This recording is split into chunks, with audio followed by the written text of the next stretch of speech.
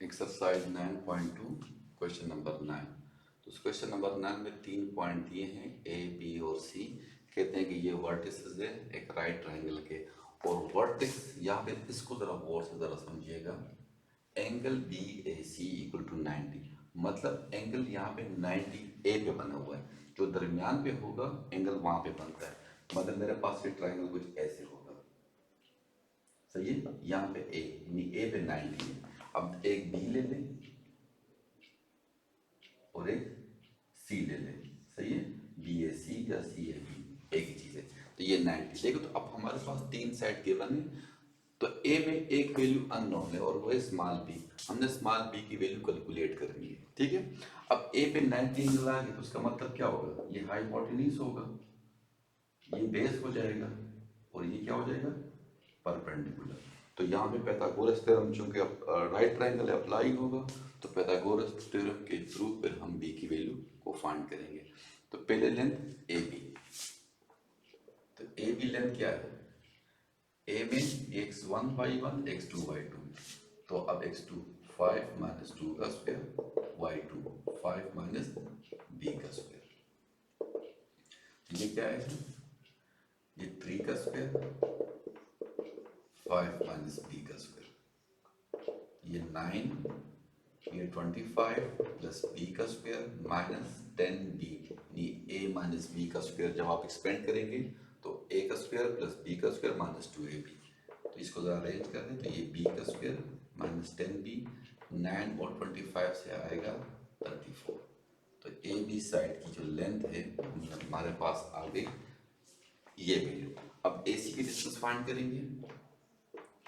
ए सी की डिस्टेंस क्या होगी, अब ए सी में ये x1/1 ये x2/2, तो -6 माइनस 2 का square plus y2 0 y1 b 0 minus b का स्क्वायर।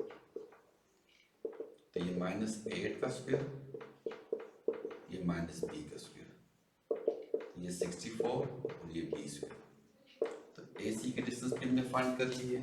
अब हम बी सी की डिस्टेंस फाइंड करेंगे।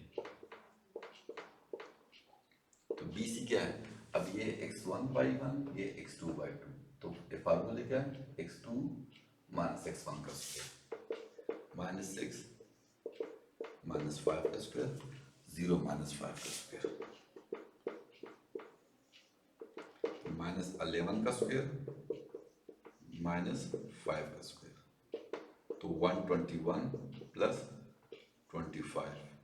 तो ये हो जाएगा 121 का स्क्वायर क्या हो जाएगा, 121 प्लस 25 से ये 146 अंडर रूट आ जाएगा। तो देखो तीनों साइड हमने फाइंड किए, तीनों साइड की लेंथ हमने फाइंड की है। अब यहाँ पे क्या है, हाइपोटेन्यूज। पाइथागोरस थ्योरम क्या कहते हैं, पाइथागोरस थ्योरम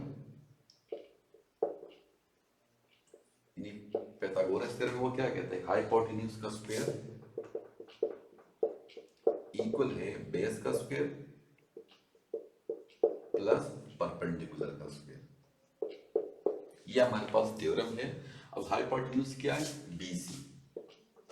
तो BC का स्क्वायर बेस क्या है, AB या BA एक ही चीज है। आप AB कह दें या BA कह दें इससे फर्क नहीं पड़ता। प्लस परपेंडिकुलर AC कह दें या CA कह दें इससे फर्क नहीं पड़ता। तो BC की वैल्यू क्या है, 146 अंडर रूट का स्क्वायर।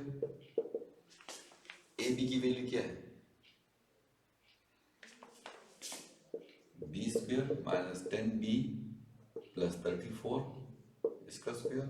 AC की वैल्यू है 64 प्लस b स्क्वायर का। तो ये 146 हो जाएगा, स्क्वायर रूट खत्म हो जाएगा, यहाँ से स्क्वायर रूट खत्म हो जाएगा।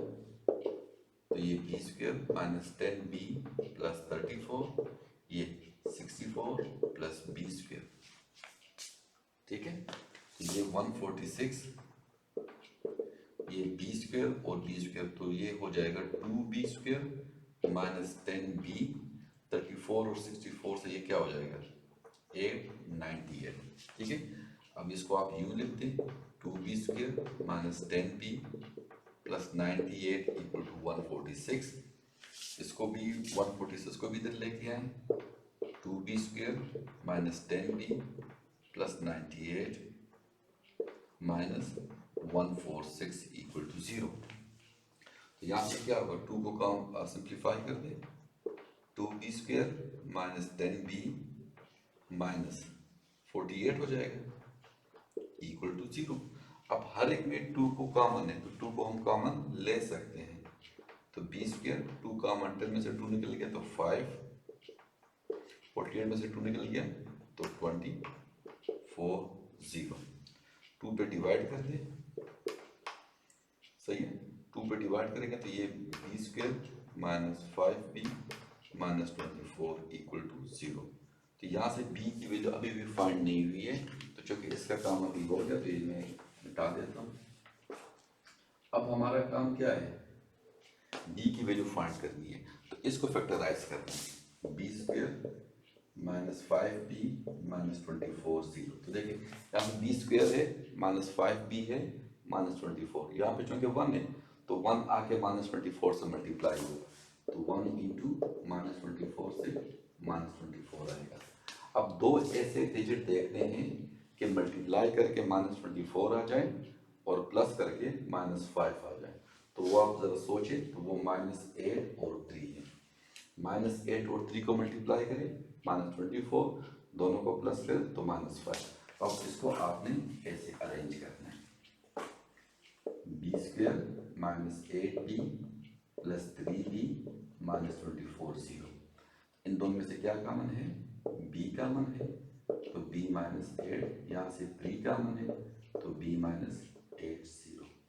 ये देखिए b minus 8, b minus 8 common, यहाँ पे b रह गया, यहाँ पे प्लस 3 रह गया, तो इसका मतलब दो चीजों का प्रोडक्ट 0 है, तो इसका मतलब क्या हुआ, या तो ये 0 है या ये 0 है, तो b की वैल्यू 8 और b की वैल्यू -3।